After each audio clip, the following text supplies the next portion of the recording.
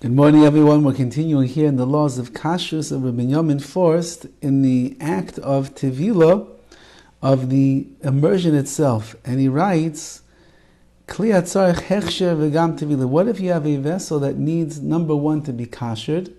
So it's an older vessel. It was used before. It needs to be kashered. And it also has to go to the mikveh.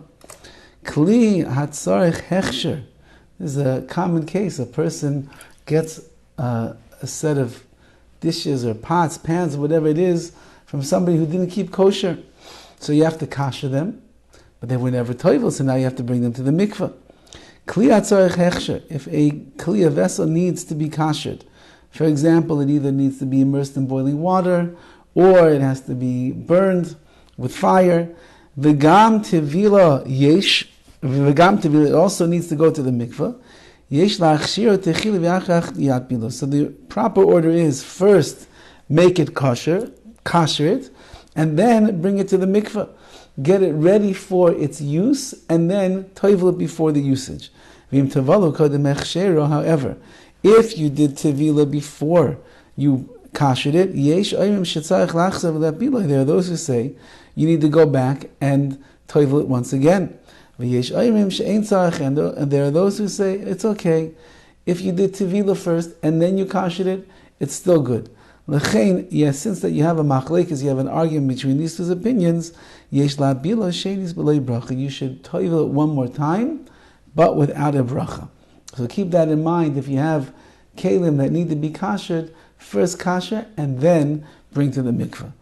What about the blessing on the tevilah? You're doing a mitzvah over here, so we know that before every mitzvah, we make a bracha.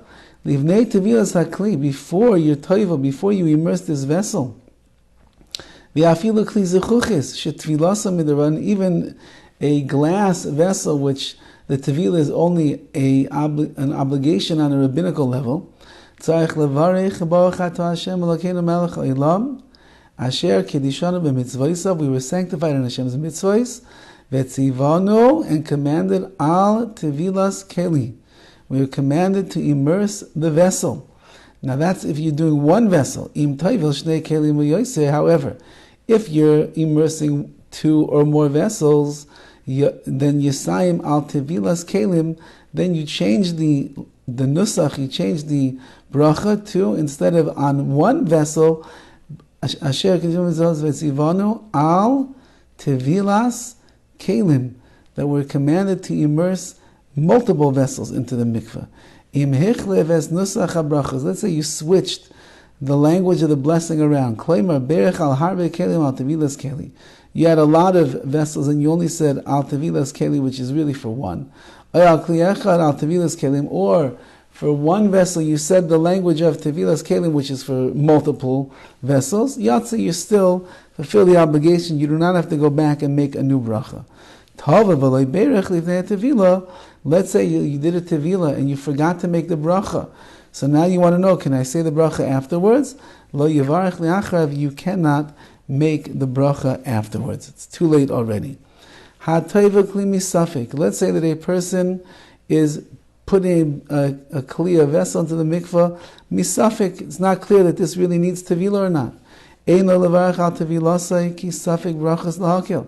Do not make a bracha on it, because we have a concept in the world of blessings, and that is, whenever you're in doubt of whether or not you should make the blessing, so lahakil, we are mekel, we are lenient, and we do not make the bracha. Min anocha lahamtin k'tzas. So what should you do? Wait a little bit. So let's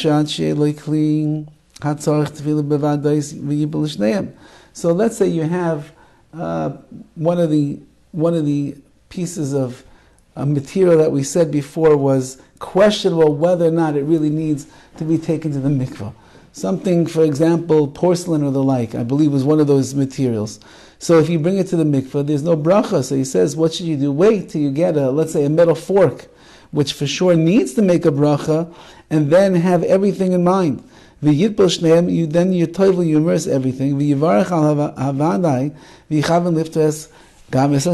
you make the bracha on the metal vessel, and you have in mind both this and the porcelain.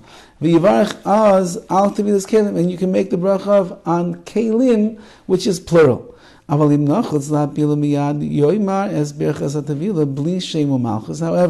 let's say you need this serving tray immediately. You can't wait till you have another vessel that for sure needs to go to the mikveh. So you would end up putting it in the mikveh, but you would say the bracha without Hashem's name.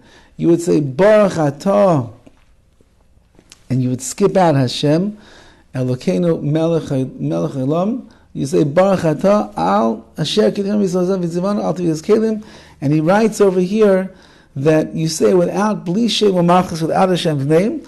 Ach Yahara Es Hashem B'Liba V'Lo Yotzim. If you just think about Hashem's name in your heart, but don't let the name of God come out of your mouth. So you say Baruch Atah, and then you think to yourself Elokeinu Melech Ha'olam, and then you finish with the bracha Asher Kidishanu B'Mitzvos V'Zivanu Al Tevilas Kelim. That's how a person would do it in that particular case. Have a wonderful day.